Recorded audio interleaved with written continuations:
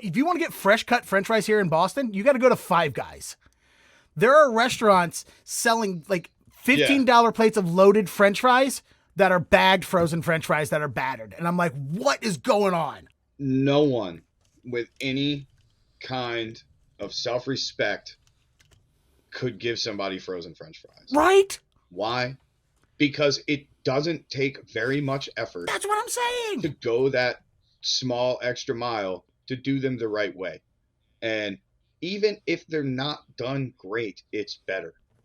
You know what? If you're going to do frozen French fries, you might as well just go buy tater tots at that point. Because, and even that, I would make them myself. But you might as well go get the most. Go get dinosaur-shaped mashed potatoes that you can throw into the flour. Because you're literally doing the same thing. At that point, don't try to hide it. Don't fake it. Go all the way. Yeah. You know Buy your frozen Cisco burger patties. I can't tell you how many companies will like show up at work and be like, "Are you interested in buying these French fries?" No. Are they potatoes? Because I didn't know.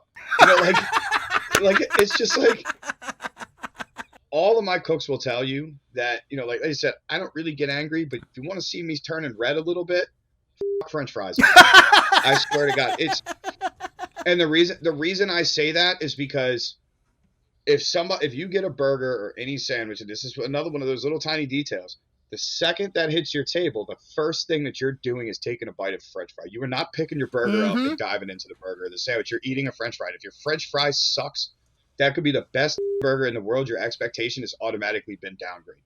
And you want to set the bar right away of being like, oh, this is what you're going to get. This is what you're going to. You think that's good? Eat this burger. You know what I mean? Like, I made something a couple years ago. And to this day, I still say it's the best crab dish I've ever made.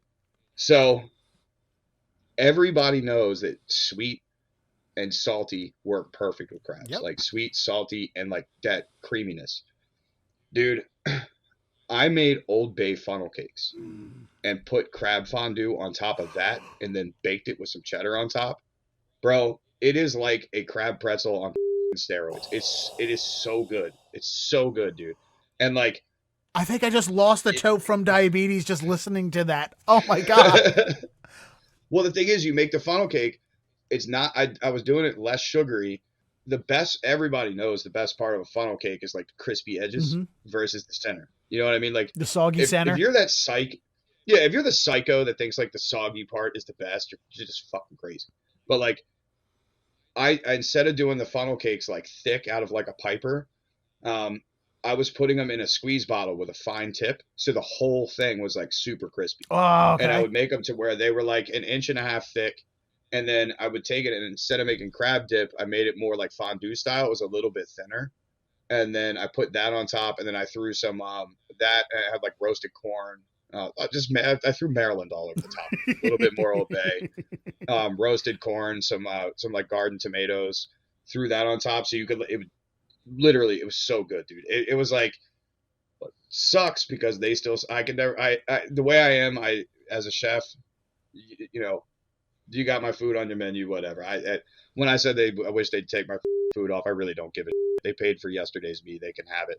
But that's the one dish that like. I would love to be able to give that to our guests, but I won't do the retreads. You know what I mean? Like I'm not gonna, if it was something I did years ago somewhere else and they still have it, I'm not gonna do it ever again. I just don't believe in spoken like a true musician, not wanting to play the hits. Yeah. Yeah. I mean, but it's still, you know what, do you know what also like with that? I will be accused of ripping that off from another restaurant, even though it's my dish at that other restaurant. Oh, you know, man, can I empathize with that as a comedian? Parallel thinking, bro. Sure parallel thinking. Yeah, and it's happened to me before, dude. Like with that group that I was at and with Alewife, I've done things that are similar because, like I said, every chef's style is very similar. I'm like, oh, that's a ripoff of the one that blah blah blah blah blah has been selling for 10 years, and it's like. Dude, that was me. That was me, man. Like that's mine. I'm not ripping it off. The new one's better.